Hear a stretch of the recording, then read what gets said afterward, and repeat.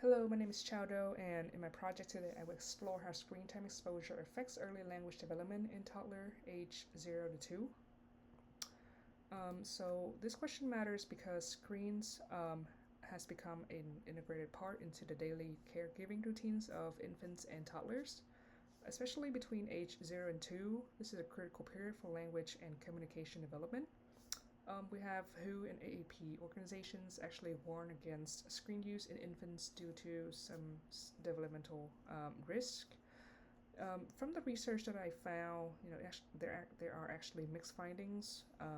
Some points to risks such as language delays, and some actually point to benefits when screen time is designed with high quality content. So understanding these contradictions is essential for interpreting screen use in real homes.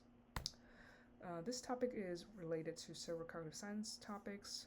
It is grounded in theories of early language and information processing among infants. It explores how infants and toddlers acquire language through, social interaction and auditory cues. So things like attention, joint attention, child-directed speech. It examines how technology changes may alter these developmental pathways.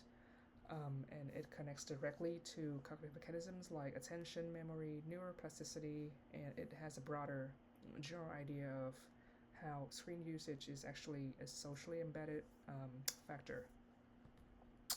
For the design, so I mainly look at online databases such as Google Scholar, PsycInfo, Georgia Tech Library, WHO and AAP websites, and I was able to synthesize the findings across 16 studies. I mainly include sources between 2010 and 2025, focusing on language and communication outcomes for infants and toddlers from age 0 and 2. Some keywords search included parent co-viewing, or passive and active screen time, rhythm and language, screen exposure effects on children language development. The number of studies was narrowed down from thousands to the core 16. The initial goal was I just want to understand whether screen exposure is harmful or beneficial, but after reviewing the studies, I shifted my focus to understand when does screen time exposure harm and when can it benefit. For the results, for the foundational mechanisms of early language learning, joint attention between 9 to 15 months predicts vocabulary growth among children. Child-directed speech increases language processing speed and leads to a larger vocabulary by 24 months. Music and rhythmic cues strengthen word segmentation and linguistic memories, for infants and toddlers.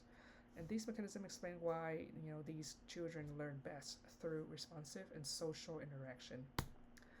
Certain risks of screen exposure, right? We still have the delays in language comprehension and expression, right? It reduced the parent and child interaction and verbal exchanges. It reduced white matter integrity as well, especially for brain regions that are tied to language. And it also introduces emotional dysregulation, right? Lots of throwing tantrums and disrupted sleep patterns.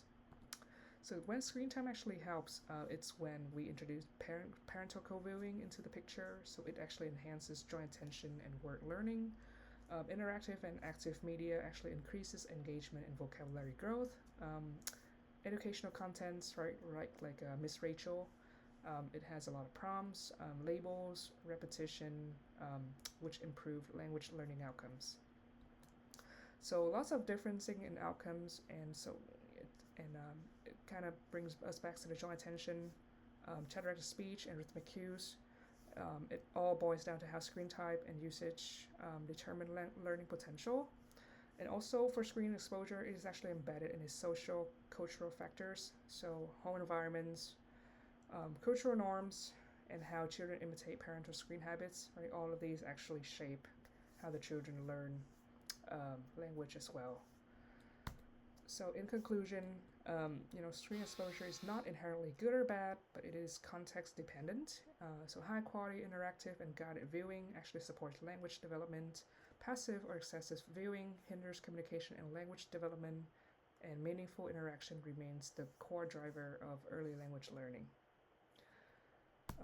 Thank you for coming to my presentation.